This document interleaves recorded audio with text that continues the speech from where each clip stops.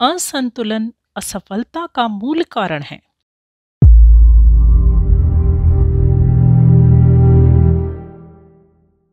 मानसिक असंतुलन की अशांत दशा में कोई व्यक्ति न तो सांसारिक उन्नति कर सकता है और न आध्यात्मिक प्रगति संभव होती है।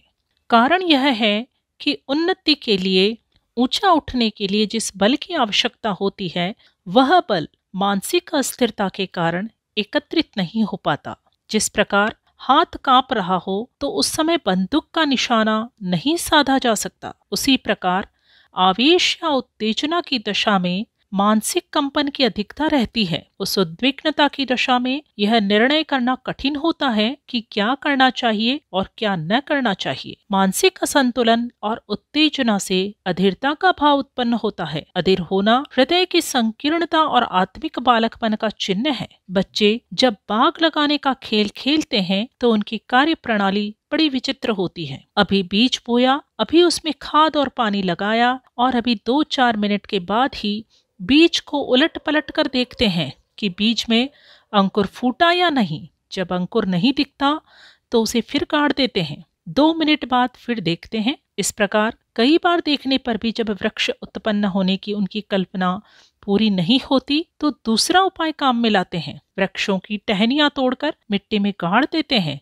और उससे बाग की लालसा को बुझाने का प्रयत्न करते हैं। उन टहनियों के पत्ते उठा उठा कर देखते हैं कि फल लगे या नहीं। यदि 10-20 मिनट में फल नहीं लगते तो कंकड़ों को डोरे से बांधकर टहनियों में लटका देते हैं। इस अधूरे बाग से उन्हें तृप्ति नहीं मिलती। फलतः कुछ देर बाद उस बाग को बिगाड़ कर चले जाते हैं। कितने ही जवान और वृद्ध पुरुष भी उसी प्रकार की बाल क्रीड़ाएं अपने क्षेत्र में करते हैं। किसी काम को बड़े उत्साह से आरंभ करते हैं और इस उत्साह की अति उतावली बन जाती है। कार्य आरंभ हुए देर नहीं होती कि यह देखने लगते हैं कि सफलता में अभी कितनी देर है। जरा भी प्रतीक्षा उन्हें सहन नहीं होती।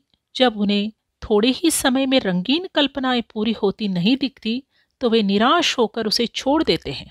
अनेक कार्यों को आरंभ करना, उन्हें बिगाड़ना, ऐसी ही बाल क्रीड़ाएं वे जीवन भर करते हैं। छोटे बच्चे अपनी आकांक्षा और इच्छा पूर्ति के बीच में किसी कठिनाई, दूरी या देरी की कल्पना नहीं कर पाते। इन बाल क्रीड़ा करने वाले अधीर पुरुषों को भी मनोभूमि ऐसी ही होती है। यदि हथेली पर सरसों न जमी तो खेल बिगाड़ते उन्हें देर नहीं लगती। प्राचीन समय में जब शिष्य विद्या अध्ययन के लिए गुरु के पास जाता था तो उसे पहले अपने धैर्य की परीक्षा देनी होती थी, गायें चरानी होती थी, लकड़ियां चुननी पड़ती थी। उपनिषदों में इस प्रकार की अनेक कथाएं हैं। इंद्र को भी लंबी अवधि तक इसी प्रकार तपस्या पूर्ण प्रतीक्षा करनी पड़ी। जब वह अपने धैर्य की परीक्षा दे चुका तब उसे आवश्यक विद्या प्राप्त हुई। प्राचीन काल में विज्ञ पुरुष जानते थे कि धैर्यवान पुरुष ही किसी कार्य में सफलता प्राप्त कर सकते हैं। इसलिए धैर्यवान स्वभाव वाले छात्रों को ही विद्या अध्ययन कराते थे, क्योंकि उनके पढ़ाने का परिश्रम भी अधिकारी छात्रों द्वारा ही सफल हो सकता था। चंचल चित्त वाले अधीर स्वभाव के मनुष्य का पढ़ना न पढ़ना बराबर है।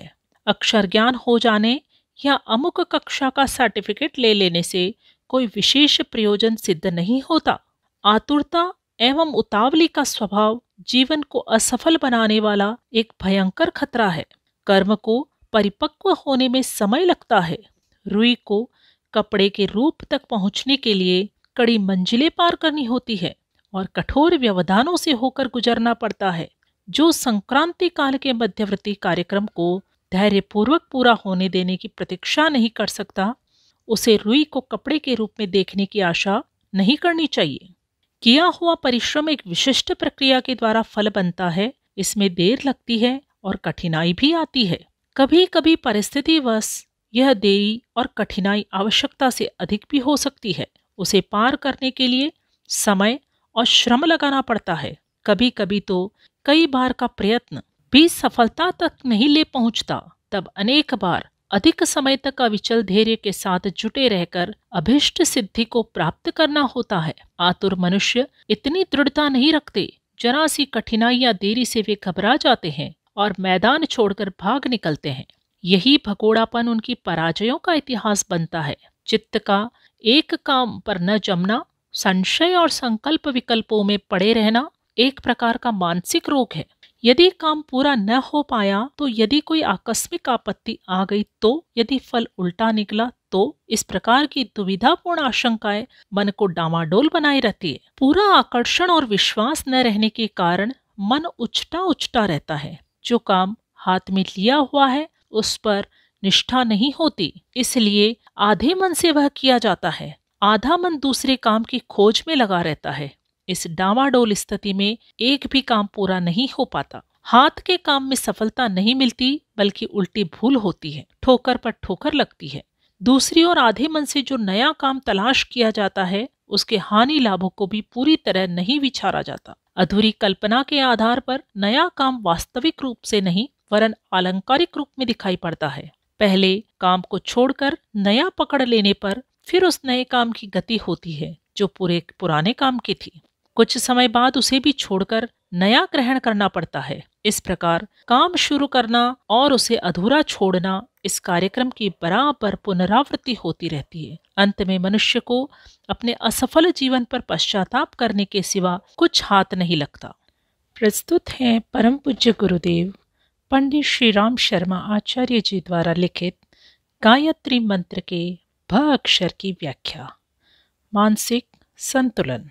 यदि आपको हमारी ये वीडियो पसंद आई हो तो इसको लाइक करें, कमेंट करें और शेयर अवश्य करें। हमारे YouTube चैनल ऋषि चिंतन को सब्सक्राइब भी कर लें, साथ ही बेल आइकन को भी दबाएं ताकि आने वाले वीडियोस की नोटिफिकेशंस मिलती रहे। धन्यवाद।